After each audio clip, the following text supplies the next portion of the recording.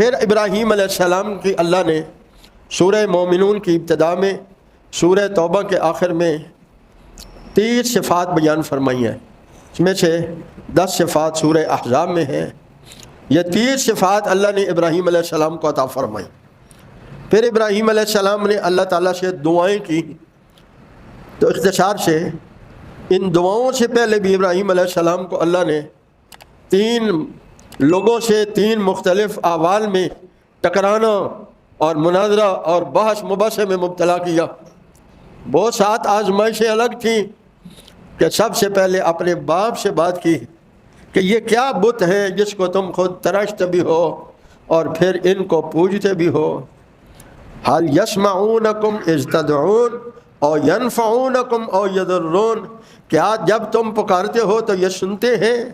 کیا تم ان سے جب نفع مانگو تو نفع دیتے ہیں؟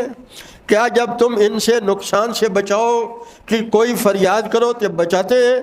انہوں نے کہا اس کا ہمیں پتہ نہیں ہے، اتنا پتہ ہے کہ ہمارے باپ دادا ایسے کرتے تھے اس لیے ہم بھی ایسے کرتے ہیں۔ پھر قوم کے ساتھ یہ گفتگو، پھر والد کے ساتھ یہی گفتگو، پھر بادشاہ کے سامنے مناظرہ ہوا جو میں نے گزشتہ جمعہ عرض کیا۔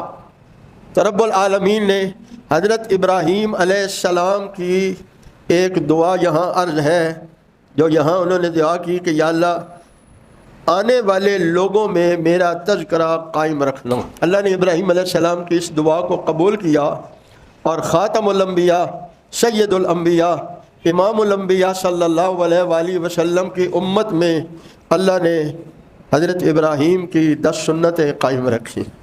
یہ جو ہم کلی کرتے ہیں، ناک میں پانی ڈالتے ہیں، مونچھیں کٹواتے ہیں، داڑھی رکھتے ہیں، استنجا کرتے ہیں، ناخن کاٹتے ہیں، زیر ناف بالوں کو کاٹتے ہیں، بغلوں کے نیچے بال لیتے ہیں، ختنہ کراتے ہیں، قربانی کرتے ہیں، صفا مروہ میں چلتے ہیں، یہ ساری ابراہیم علیہ السلام کی یادیں زندہ ہیں۔